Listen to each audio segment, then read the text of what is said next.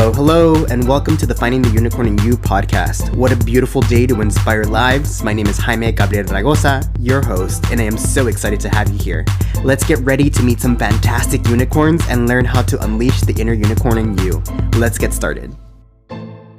Hello, everyone. Welcome to another episode of Finding the Unicorn in You. Today, I have a person that I actually met almost 3 years ago. We met working for a nonprofit. She was born and raised in Orange County. She's a Mexican American. She has been inspired to work multiple career pathways. After she graduated from Cal State Fullerton with a bachelor's degree in American Studies, she worked at a workers' comp law firm and worked with a case management agency focusing on mental health for 3 years. And now she's currently working for a manufacturing industry. I'll let her talk a little bit more about herself, but here is Xochitl Morales. As you said in my description, right after graduating from college, I was gung ho on going into law school, and I worked for about a full year at a workers' comp law firm, supposedly applying, and I was ready to send in an application, and I decided I'm not doing law school. It was like a big shock for all my family because that's how I got into college, just set on doing that. Took a twist. It took 2 months. It was not my first unemployment, I will say that. I was unemployed right after college. I took my second unemployment of my life. I started looking into different careers, different jobs, ended up applying to a bunch of different things at a bunch of different websites. I remember where we met, they actually asked me, how did you hear about it and where did you apply? And I honestly had no idea because I had applied to so many things at that point, trying to figure out what to do. And I was like, I kind of told her, I don't know. When I got there, I was lost. I had no idea what to do.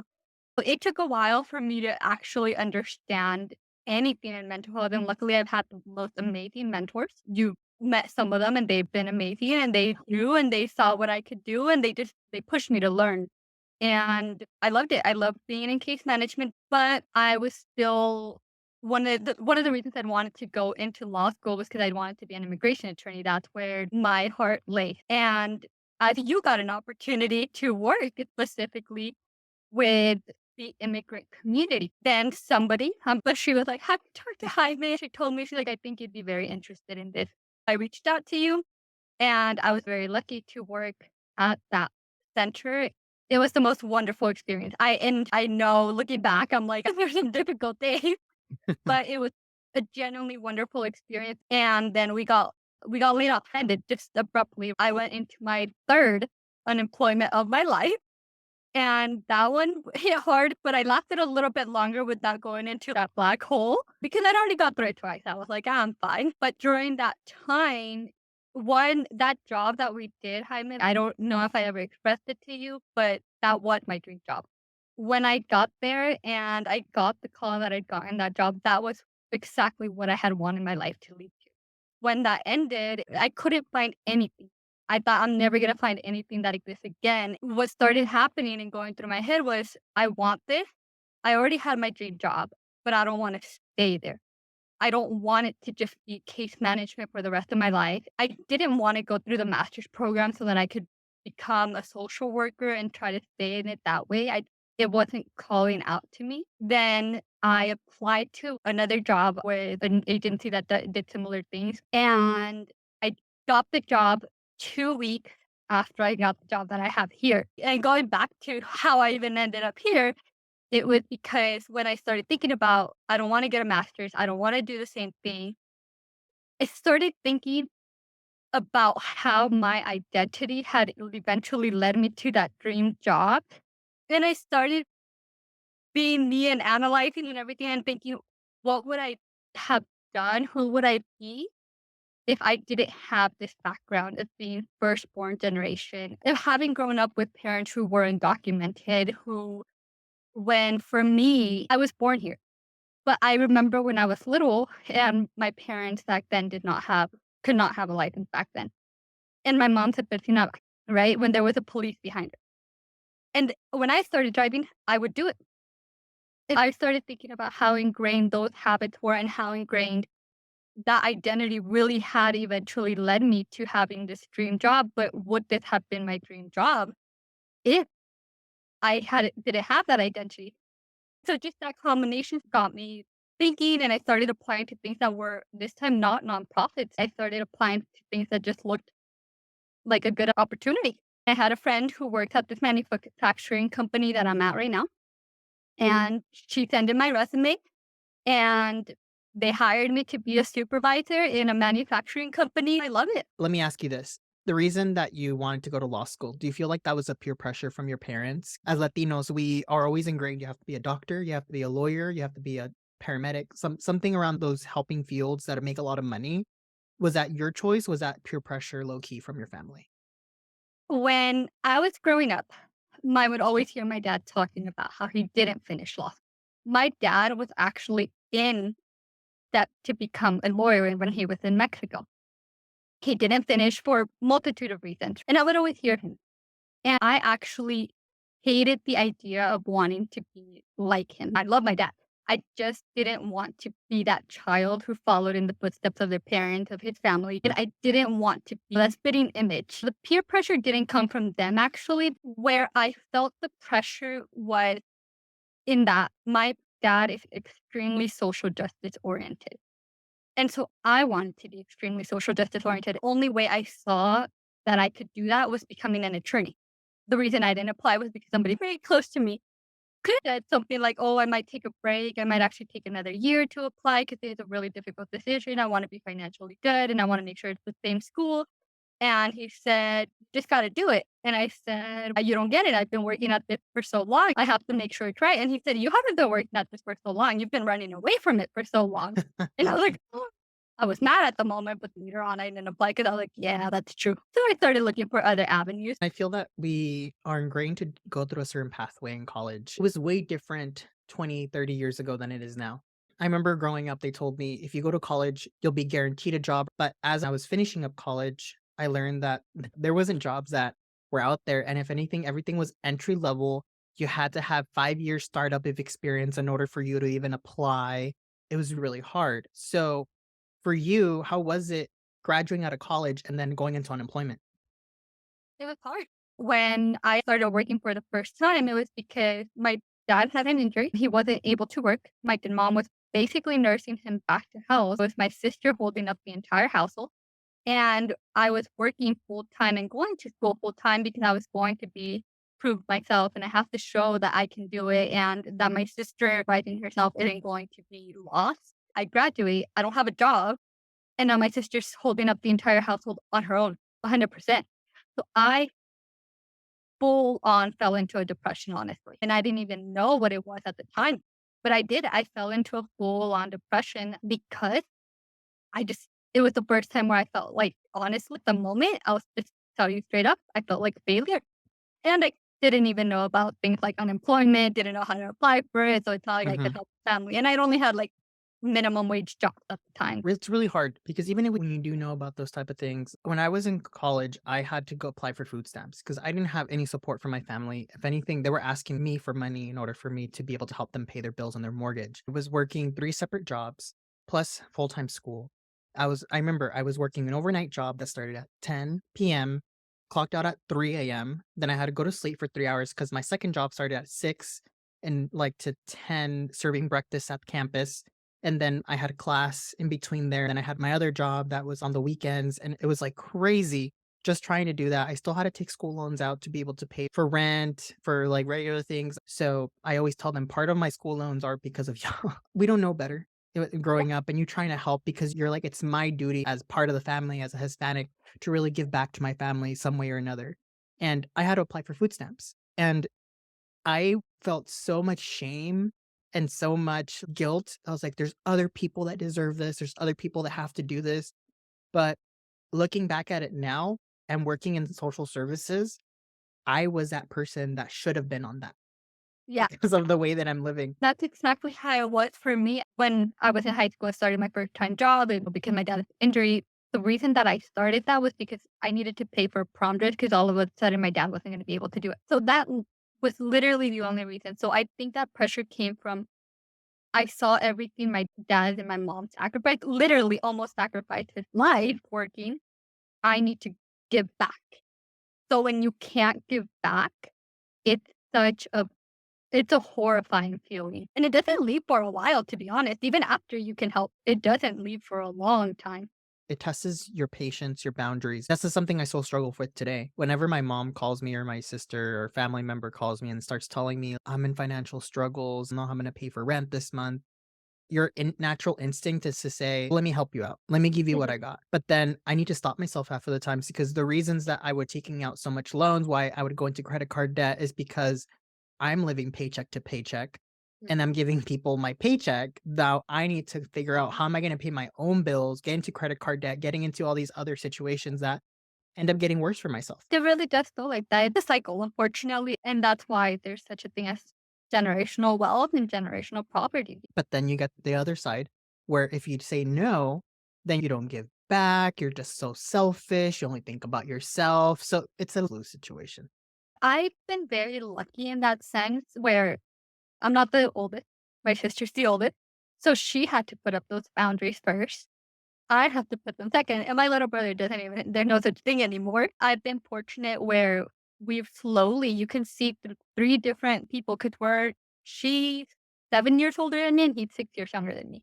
So it's taken three different almost generations to break those cycles and put up those boundaries and say, no, like we need to have financial discussions and yes, we're still a team, but there are boundaries. For my family. We came to an agreement that as long as I'm not asking you for money, then I'm doing you a favor. I know that life sucks, but if I'm figuring out, you have to figure it out. My mom's okay. That makes sense because my sister was back then, she was still like under her. So she needed to financially support her. I was like, you're not supporting me. So the only person you're supporting is her and yourself. When my sister leaves, then she's has to take on her own without asking anybody else for assistance. That way you can still make it. But as I'm not a bad child by not giving you extra money on top of it, because I'm doing you a service by not asking you for additional money. That's interesting. I never thought about it like that actually. Yeah, because you're financially dependent of your mom or your parents until Yeah. you're 18. So I'm helping you by being financially independent myself. So Yeah. that's the mindset I at least had. Like my therapist at the time told me, you're doing your parents a favor by not taking away money. So you're Yeah. putting money back in their pocket because what they were used to paying you out for you to live, now they're figuring it out on their own because they have additional income. So Yeah. instead of them guilt tripping you saying, "Hey, you're not doing enough to pay back," I was like, "No, I'm paying back by not asking you for more money. Now I'm taking it on myself." One of the things that is really interesting for me is my parents don't do that. Not with us. But one of the things that I think happened for a lot of first gen is a lot of the people who depend on us and where there comes a lot of drama is people back home in our Yes, home or yes. origin country Mm, where I had to that was one of the conversations that we had to have and be like, hey, I get it. I've been helping out because I was sending money. I was the one sending some of the money. And I said, I can't do it anymore. I'm trying to move out. I can't do it anymore. Tell my aunt, I'm so sorry, but it's not going to happen anymore. If you want to do it, you go ahead, but it's no longer coming from me. Yeah, and it really sucks. It's one of those situations, especially with the work that we do, where mm. you see it and it's hard to say, I can't help you. I'm not, or I'm not going to help you. But at the end of the day, those are the times when you got to think about, I don't want to end up in that same spot again. With all of these things, you said a lot of really, like, impactful things. You went out of college, were brave enough to go into unemployment, you broke the stigma, you went to different challenges through different careers, and you made those transitions, and I think bouncing back on your feet is a big unicorn quality. For you, what are some other unicorn qualities that you think are important for people to have? I love the people who are not afraid to say, I don't know. The people who I've met are willing to say, I don't know, but I'll figure it out, or Mhm, let me get back to you on that. Those are the same exact people who don't gatekeep. What I mhm, mean by that is my mentors have always been the people who say, I don't know, let me get back to you on that. And later on, they also give me more information because they're mhm. learning. They're the same people who will bring somebody else up because they know that if they're the ones who are supervisors and they say, if you can become a supervisor one day and replace me, I can become a director. Yes. Because they're the same exact people who are never afraid to learn. I think that's the most amazing thing anybody could do and just say, I don't know. It's okay to say, I'll figure it out. Up to you. Or, you know what? I probably should know this, but I don't know. That's okay. And I think those are the most important people in my life to have become my mentors. I think that's awesome answer, and that's something I always try to instill in the people that I manage, is telling them It's okay if you don't know the answer. You're human. At the end of the Mhm. day, you're not gonna be this plethora of knowledge that's like a computer. You're gonna make mistakes.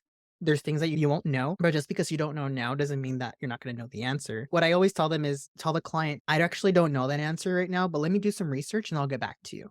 And then either email it to them, text it to them, give another phone call, meet with them, whatever you need to do, but actually get back to them. And they're gonna respect you 10 times more than giving them a wrong answer. And then they figure it out it's wrong. And then later you're like, you lied to me. Yeah. Yeah, and I learned that as a case manager more than ever. I would tell clients, you know what? No say, I'm so sorry, but I'll let whatever I found out. And I would go back and ask my boss or who any of the other case managers. And sometimes it turned out nobody knew. And we were like, oh, I don't know, let's figure it out all together.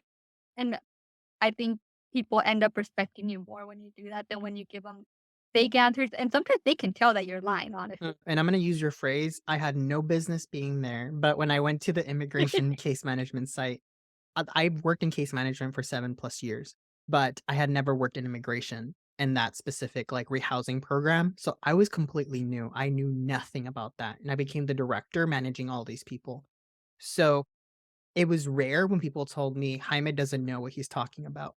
And it's funny because I didn't know what I was talking about at first, but they would ask me something and I was like, "I actually don't know that. Let me redo some research and look at the book and then I'll come back." And I would quickly look through the book and then I would come back and be like, "This is the way it is." Whenever I wasn't sure, I was like, "I think it's this, but let me double check." And over the period of the 5, 6 months that I worked there, I actually learned so much and I was able to share it and I created guides that when another director came in and other superiors and they were just saying, "Oh, it's this way." And they're like, "Jaime, is it that way?" And I was like, "No." And they're like, "He doesn't know what he's doing, blah, blah, blah." But it's funny how nobody ever told me that. But I think it's because of the same, what you're saying is that you're using your humility and saying, "I don't know now, but I will find out." Honestly, one of the things that I've also learned to respect of people is when they ask somebody who is not their superior, when they can go to somebody who's not a director, it's a case manager and says, "What's your experience? What do you think?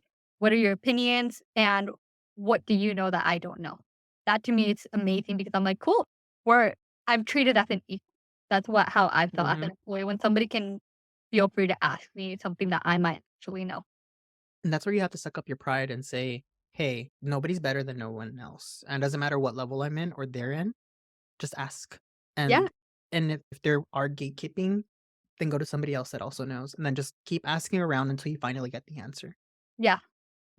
I That's a awesome unicorn quality. So, what makes you a unicorn, in your opinion? I think based on how I said I had no business being anywhere is my ability to adapt. It's honestly so scary going into something anywhere. The first time you're a case manager going into somebody's house, you're thinking, I'm gonna mess this person up. I'm gonna mess this person up. And then it turns out, no, you didn't. And so the ability to adapt very quickly is something that I learned to love about myself. I used to not actually appreciate it about myself. It was just you just do it. But I realized, oh no, you know what? Not everybody can do this and not everybody wants to do this. I thrive in it and I keep looking for it left and right. Yeah, adapting is necessary no matter where you're at. I think the people I've seen who are the best at adapting it are the same people who had to adapt because of some circumstance in their life. Living what for us, for my entire family, I'll say most of us in this family has that trait, but it's because since I was little, we had to live one day at a time. Every day we were adapting. And so you end up learning to do it and you end up thriving and saying yes to everything and taking on jobs that you don't know what you're gonna do, but you'll be fine at the end of the day. And I think that's what it comes down to when you think, "I'll be fine. I really will figure it out. I'll be fine." And you have to adapt because you have to adapt. Staying on topic, but not really on topic. Today, I had a conversation with a friend, and he asked me, "Do you feel that everybody goes through depression and anxiety, or do you feel that there's people who just go through life without it?" That's a really good question because I know everybody around me has, but we tend to attract people of similar traumas. So I was looking at it, and the statistics show that 16 million people in the United States have some type of anxiety or mental health issue per year. So that's 16 million new people get diagnosed or suffer some type of mental disorder. I'm glad to know it's not just me. That's an interesting question because we've actually talked about that, like, with my family, with my friends. A friend of mine, similar background to mine. We went to high school together, grew up together. Her brother recently got married. And one of the things I don't like very well, but one of the first things that my friend said about her when they had just gotten engaged was she comes from no trauma. And I was like, what do you mean? And her parents are, yes, they're immigrants, but she grew up with a white picket fence. I was like, okay, that's cool for her. They don't, her parents know how to communicate. They don't fight like other parents. They know how to communicate. I was like, okay, there's no addiction in the family.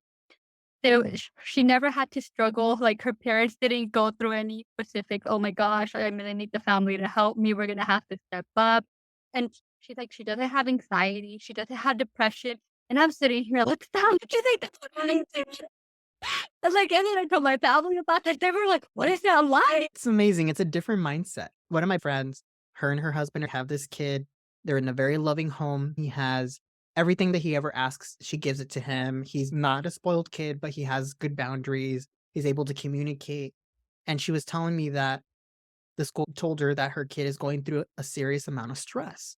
She called me and she's like, "How is it that my child has all this stress when he doesn't I didn't have this. Like I went through this trauma and he has gone through none of that. How is it that my child has stress?" I told her, "Your child has the same amount of stress you had, but you were juggling other stressors on top of that stress that diminished that because the other ones were a little bit bigger.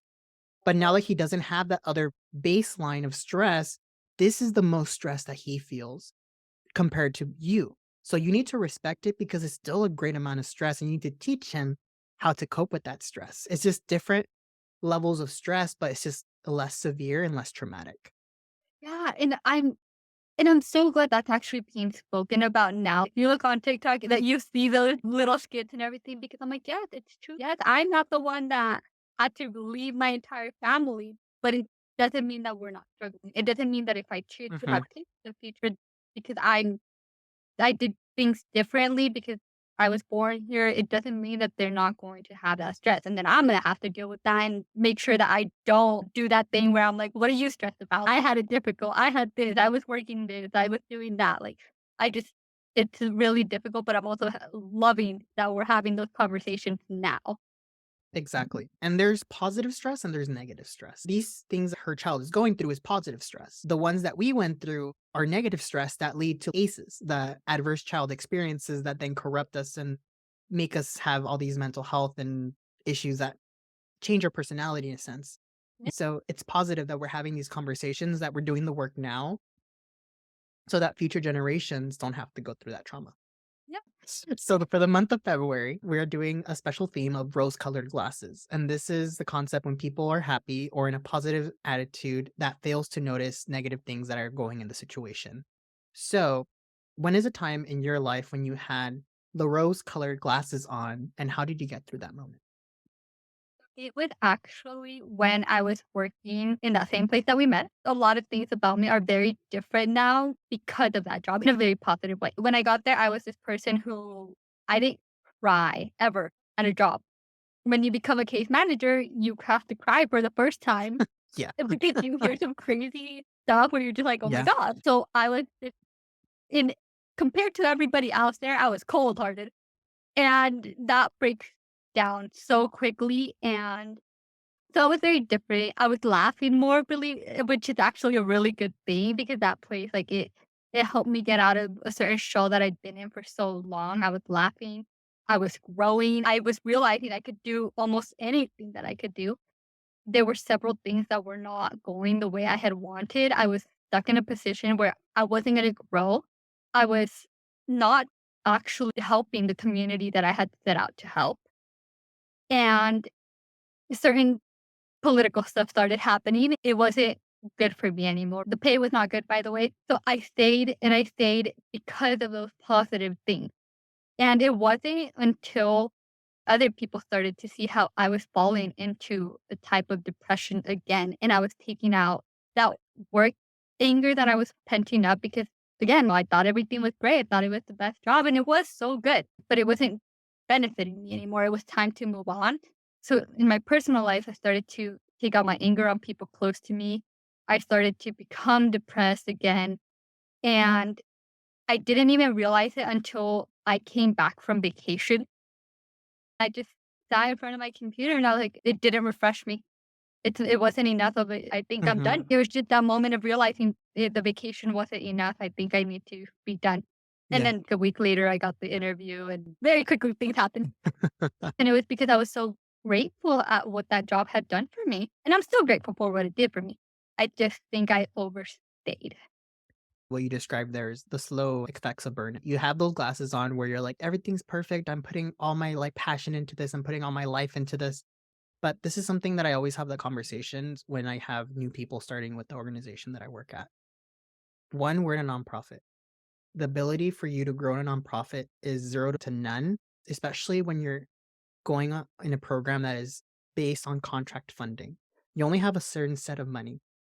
But once you hit that plateau, there's no more money that comes in because you work at a not for profit organization. So we're not supposed to make profit. We're serving the community.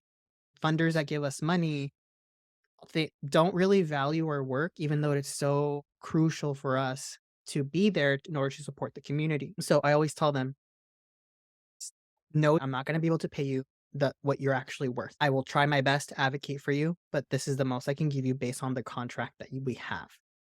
However, if you're here, this should not be a permanent position. You should get the experience and then apply somewhere where you can get the money that you're worth.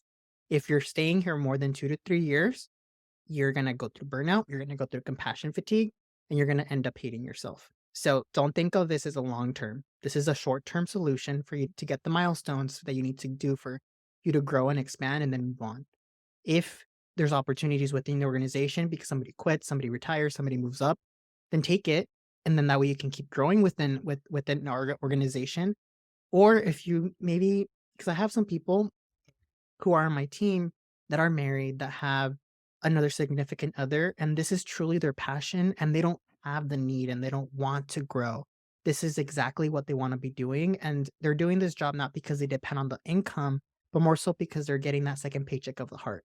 In those cases, perfect. You found the job, your dream job, like you said, you can stay. But if you're hungry for more, you want to keep growing, you want to say, I want to keep moving up in life, and you're not in that stability phase, then this is not the right job for you. And unfortunately, they sell you very much on the you can grow at a company. When you interview, actually, the first one of the first questions I always ask is, can I grow?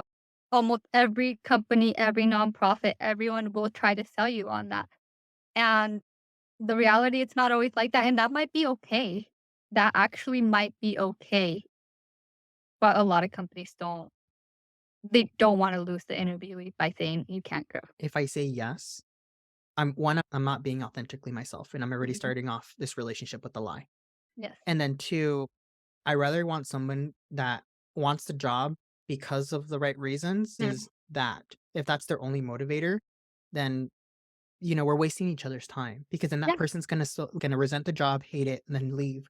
Yeah. So whenever they ask me that in an interview now, I say, yes, you can move up. However, it is very rare when it could Mm. happen. This position just opened up. Like I just had a supervisor position open up. Told this is the first time in 3 years that this position has opened up, and that's only because the person left to another organization. So who once this position fills up, who knows when this opportunity will open up again? I can't guarantee you that while you're here, you're gonna be able to move up, but there's always that slim chance that you can.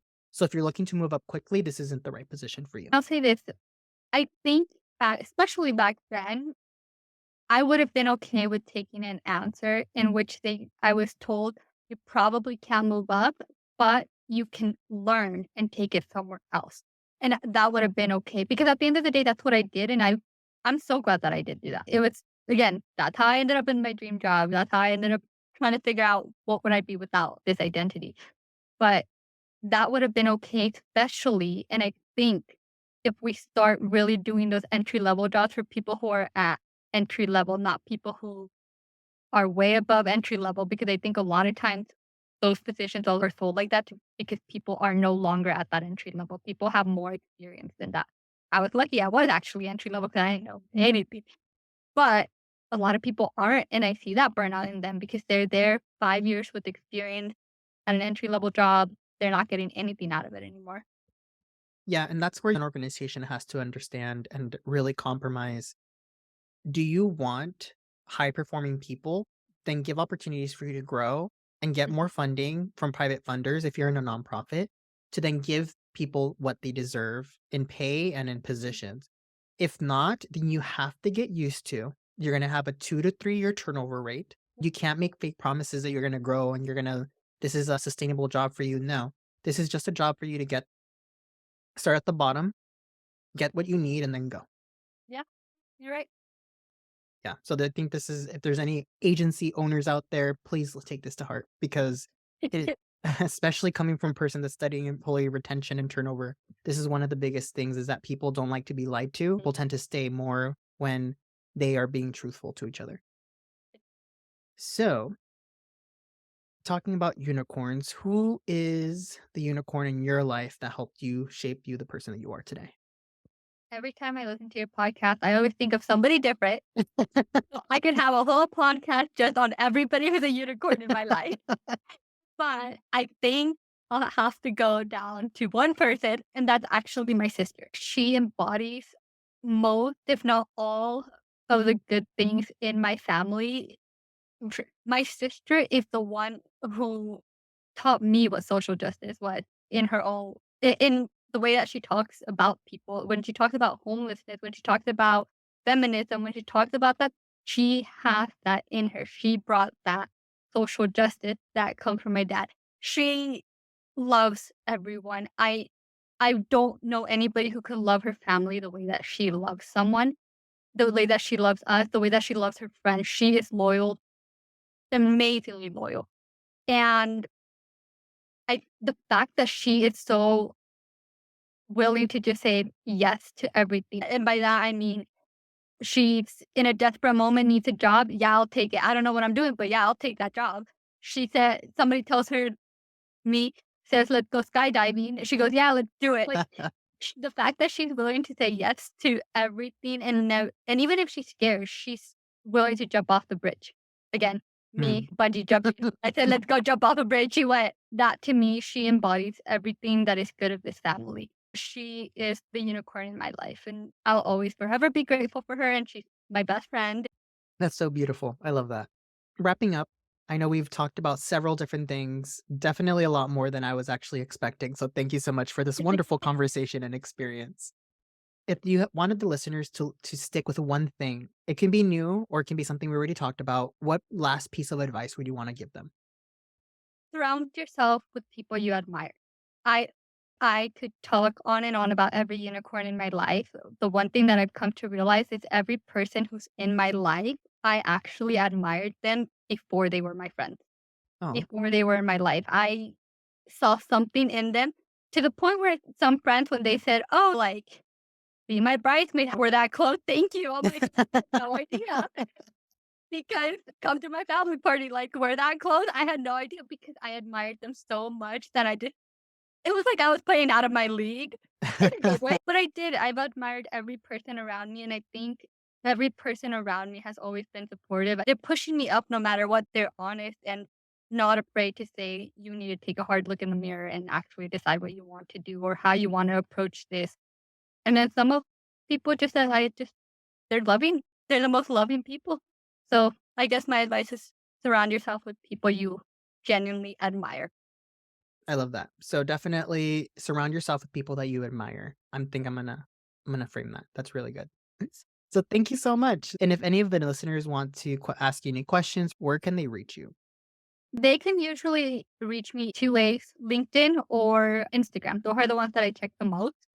LinkedIn because I just haven't turned off the notifications. Instagram because I'm there all the time. So either one, to be fully honest, I don't actually know my Instagram name. Uh, I'll post it in the show notes and I'll link it so people can just click it and visit you. actually turns out it's just my first name, last name, 05. That sounds good. So yeah, Xochitl just look Morales me up. 05. Yes, look me up. I will definitely answer any questions you have, anything you want to know about Jaime. I got all the verifications. Not kidding. It's Yes, okay. please I got go. nothing to hide. We can share everything. This has been such a pleasure. I really enjoyed it. It was so much fun. I think we hit so many diverse topics. I don't think I've jumped around this many like hardcore topics in one podcast. So thank you. So, so very proud of everything that you're doing. It Oh, honestly been amazing to watch you grow. I was thinking about it. I was like, you know what? If he lets me share it, I'll share it, which is really that's how proud I am of you that I'm gonna share it on my Instagram. Thank you. You're so sweet. Thank you. I know you've been supporting me throughout this whole process, so I really do appreciate you. Anytime, anything you need, you know that. Thank you. Same here. Thank you, everyone, for listening to another episode. As episodes come out every Friday at 7 a.m. And until next time.